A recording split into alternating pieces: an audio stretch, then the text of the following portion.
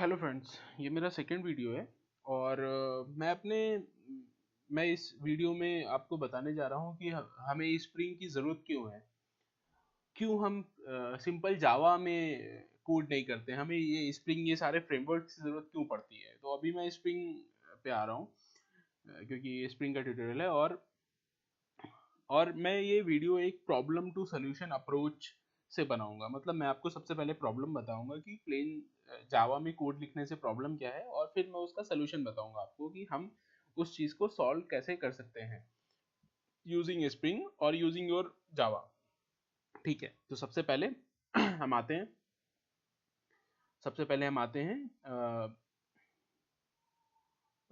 अपनी first problem ये है कि सब ये देखिए, मेरी दो क्लासेस हैं, क्लास HTML रिपोर्ट जनरेटर और PDF रिपोर्ट जनरेटर। इन दोनों में जनरेट मेथड है, मतलब एक PDF रिपोर्ट को जनरेट करने के लिए और एक HTML रिपोर्ट को जनरेट करने के लिए मेरे पास दो मेथड्स हैं। और मैंने यहाँ पर एक तीसरी क्लास बनाई है जिसके अंदर मेन मेथड है, और उन दोनों क्लासेस का ऑब्जेक्ट बना के दोनों के जनरेट मेथड को मैं कॉल कर रहा हूँ।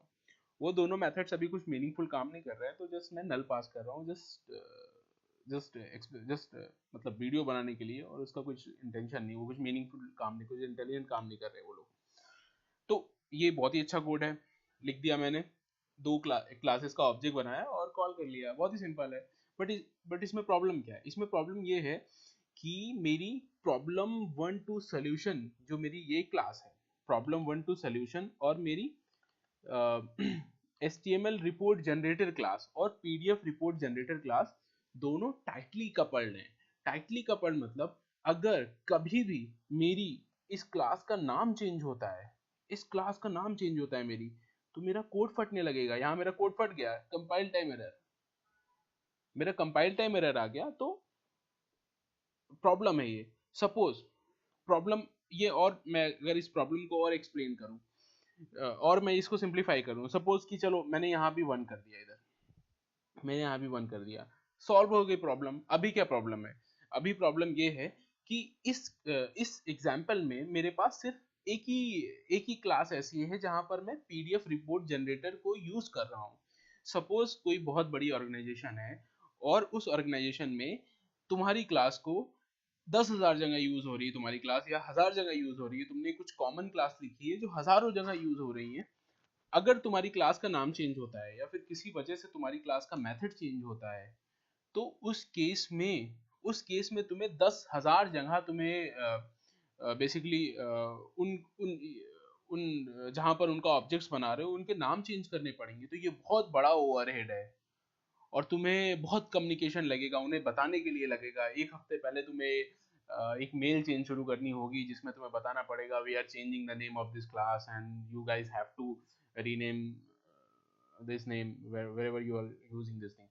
तो ये बहुत सारी चीजें, बहुत सारा ओवरहेड है, बहुत सारी प्रॉब्लम है, तो इसको बोलते हैं टाइटली कपल्ड है क्लास। तो बेसिकली हम स्प्रिंग को यूज करेंगे इस जो टाइटली कपल्ड होता है इसको लूज कपलिंग के लिए। लेकिन उसके पहले हम देखेंगे कि हम जावा के कोड में इसको कैसे लूजली कपल करते हैं। मतलब स्प्रिंग इंटरनली क्या करता होगा कि वो इन क्लासेस को लूजली कपल कर देता होगा। तो स्प्रिंग का काम क्या है? बेसिकली क्लास को लूजली कपलिंग के लिए हम यूज करते हैं। जो स्प्रिंग का हमारा फ्रेमवर्क है, स्प्रिंग का हमारा IOC इन्वर्जन ऑफ कंट्रोल जो हमारा है, कोर फीचर है, वो क्या करता है? वो क्लासेस को लूजली कपल करता है। तो अगर हम स्प्रिंग को एक साइड में रख दें और हम मैं आपसे बोलूं कि मुझे अपनी क्लास को लूजली कपल करना है, तो मैं क्या करूंगा? तो उसके लिए ये सोल्यूशन है कि मैं एक कंटेनर बनाऊंगा। मैंने एक कंटेनर क्लास पहले से बना रखी है। वो कंटेनर क्लास क्या कर रहा है आप देखो सिर्फ। उस कंटेनर क्लास में मैंने एक ये कमेंट्स में हटा देता हूँ, कमेंट्स को हटा देता हूँ मैं। ठीक है, तो अभी थोड़ा सा सही लग रहा है। तो इस क्लास में मैं क्या कर रहा हूँ, देखिए सर, इस क्लास में मैंने एक गेट कंपोनेंट करके मेथड बनाया है। गेट कंपोनेंट करके मेथड बनाया है और वो एक स्ट्रिंग ले रहा है जिसमें जो वो एक स्ट्रिंग ले रहा है बेसिकली, और वो रिटर्न क्या कर रहा है, ऑब्जेक्ट टाइप रिटर्न कर रहा है। अब ये क्या रिटर्न करेगा, अभी अगर आप मेरा मेरा इस मेथड को आप देखो, तो जब भी बेसिकली इस क्लास का कंटेनर मेथड कॉल होगा, ये जब भी ये क्लास का कंस्ट्रक्टर कॉल होगा, जब भी कोई ये क्लास बनाएगा, कंटेनर क्लास का ऑब्जेक्ट बनाएगा, तो क्या होगा, जैसे ही क्लास बनाएगा मेरा कंटेनर इन्वोक हो जाएगा, क्योंकि ये नॉन आर्गुमेंट कंस्ट्रक्टर है। और दूसरी बात, वो क्या कर रहा है, वो एक हैश मैप ले रहा है, और हैश मैप में जो मेरा प्रॉब्लम टू सोल्यूशन वाली क्लास थी उसका ऑब्जेक्ट बनाया, और उसके ऑब्जेक्ट को मैप में रख दिया, बेसिकली उसके ऑब्जेक्ट को मैप में रख दिया। मैंने ऑब्जेक्ट बना लिया, सपोज मुझे एक क्लास का ऑब्जेक्ट और बनाना है, मुझे पीडीएफ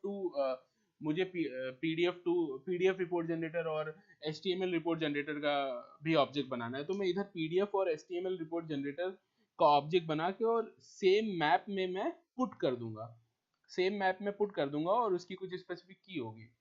तो नेक्स्ट टाइम अगर किसी को मेरे कोड को कॉल करना होगा, तो वो डायरेक्टली मेरी क्लास को कॉल ना करके वो कंटेनर को कॉल करेगा, और वो उसको जिस भी क्लास का ऑब्जेक्ट चाहिए होगा वो सिंपली नाम पास करेगा इस मेथड को, और वो मैप से उठा के उसका ऑब्जेक्ट दे देगा, उस क्लास का ऑब्जेक्ट दे देगा। तो अभी हमने क्या किया, अभी हमने क्लास से डिपेंडेंसी उठा के इस कंटेनर पे डाल दिया। तो हमने थोड़ा सा कपलिंग लूज की। सपोज